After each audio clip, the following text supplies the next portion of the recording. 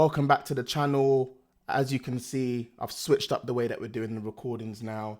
I think going forward, I'll be able to churn out more content and be more interactive with you guys, rather than recording and editing it, which takes me 3 to 4 hours sometimes.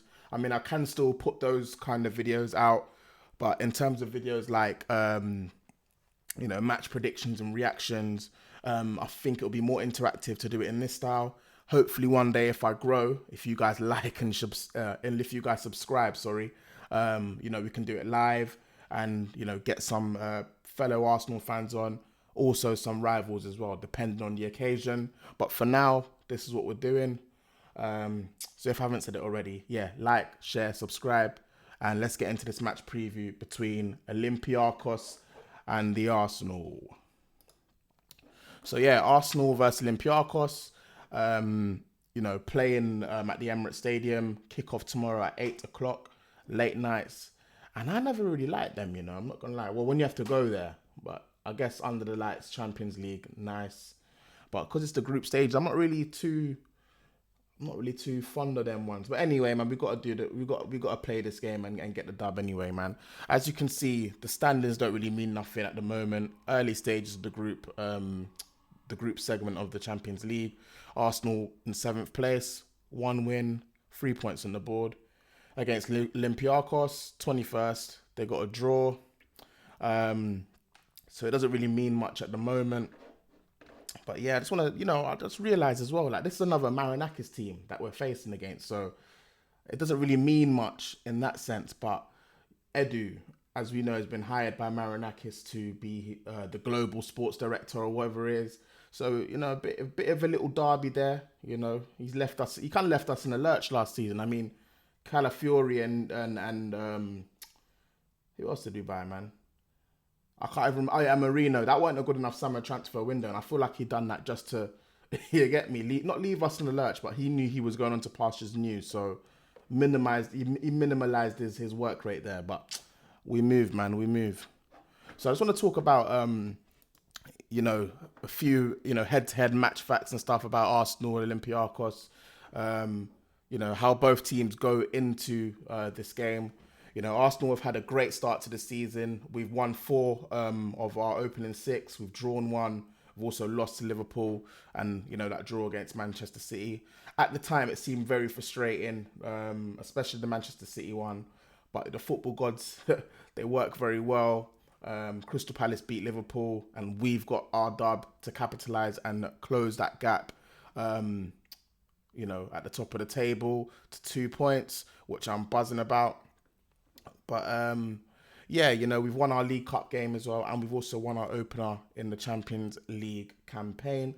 Great start to the season considering how much pressure we had to win on the weekend. I mean, if we hadn't won on the weekend, this could have been a very different tone to what to the video.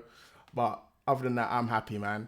Olympiakos as well, in their domestic league, they've been having a good start. They've won 4 out of 5, scoring 13 goals. If they hadn't drawn to Panathinaikos, they would have had the 100% win record. I mean, I don't know about the Greek league, you know what I'm saying? I got to call my boy Panny and that you know what I'm saying? But we move. And also in the Champions League, their 0-0 draw to Paphos, would be a disappointment to them. This is the standings where we stand in the Champions League. I just went through that very briefly. And here's the head-to-head in our last 4 meetings. The last time we played these guys, you can see they beat us 1-0. And that was that frustrating game at the Emirates. And I think I was actually there. I have to remember. It was so long ago, but I was there. I did go to a lot of the Europa League games. And I think that was one of the first games I took one of my partners. Fuck it, I should go crazy. That was the first game I took my partner to. European night, Europa League. And it was horrible because we lost. But anyway, I'll move. We lost 1-0 there. So hopefully we can get some revenge and rectify that loss. And we're a different team now anyway. Back then, Mikel Arteta still, trying to work things out. Oh wait, hold on. No, that wasn't even the game I went to. I went to the PSV game and we still lost that one. But that wasn't even the game we went to. That wasn't the game I went to. I'm chatting rubbish. However, yeah. Anyway, hopefully we can rectify it. Right. Just want to do predicted lineups. As you can see, this is the starting lineup that we had against Newcastle United. And to be fair, I would go in with the same. I'll go in with the same lineup and make a few little tweaks and changes just for some players that need to get some minutes in the tank. So first change I'm going to make is Calafiori. And we need to start getting Miles Lewis-Skelly up and running because I'll be honest, the way he started the season has been, I wouldn't say poor, but very meaty. Like, it's just mediocre. There's not really much to say. But then when I look at it, he's only played 90 minutes out of 6 games, which is quite poor.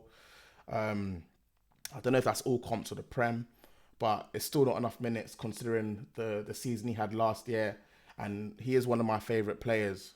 So, I really need to see him start getting back to those heights of last season.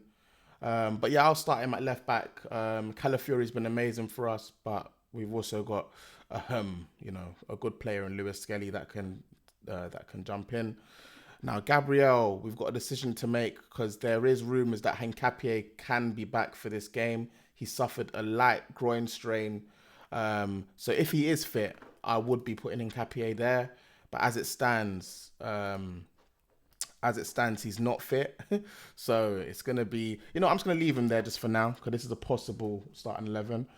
Mosquera didn't have the greatest of games against Newcastle United. However, it's up to Arteta to either leave him in the game, leave him in the team, and keep the momentum going. Because before that, he's been having some good games.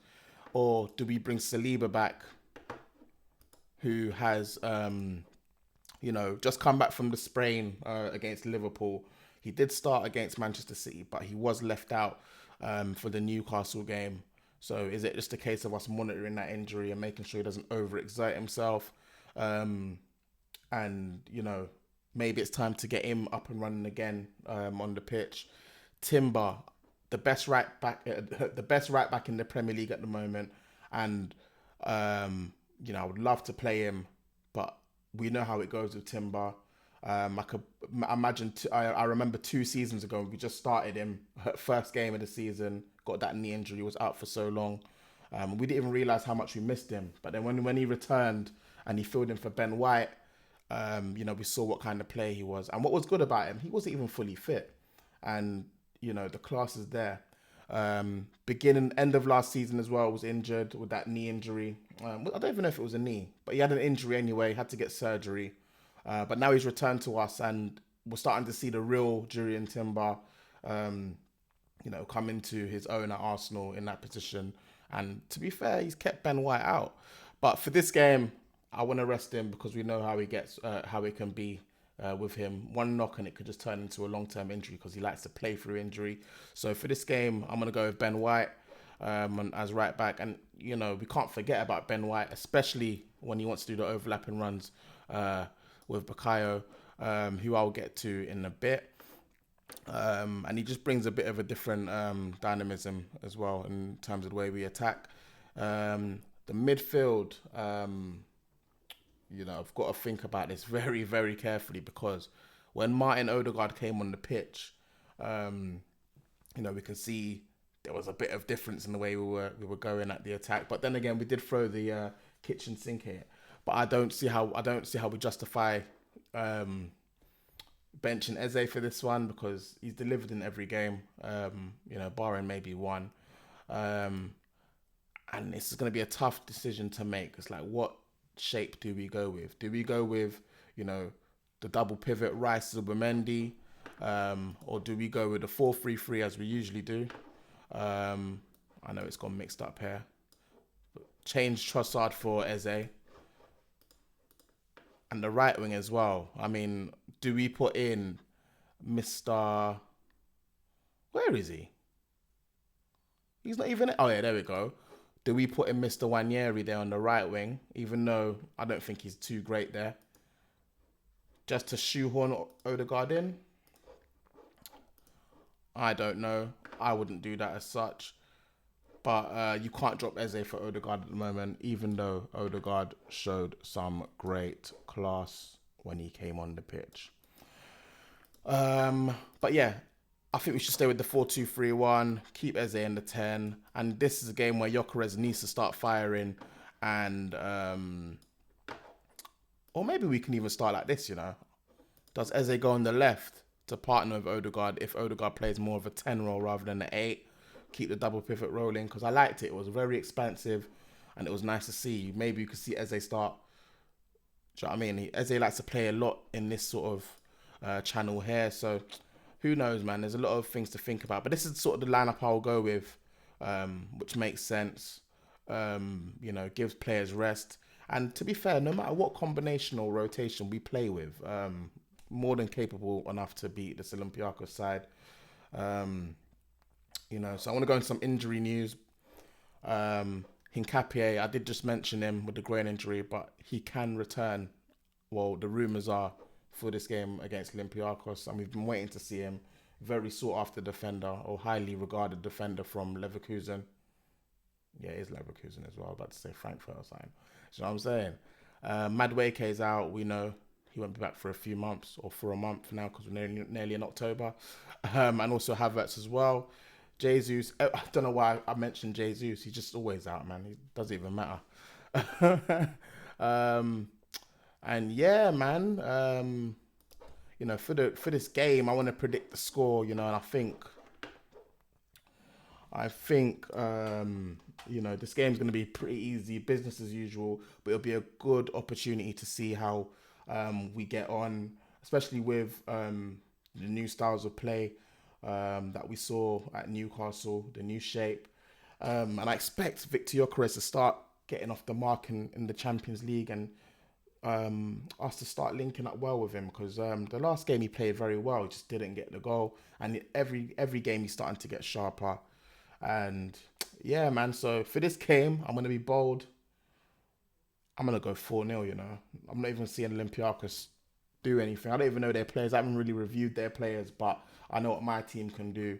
And I'm going to go with a 4-0 win to the Arsenal at home, get the 3 points on the board, and keep the momentum flowing for the weekend. So what do you think about the game tomorrow? If you haven't already, please share your comment below, like the video, subscribe. I've been XB. This is On to Victory, and come on, you Gunners.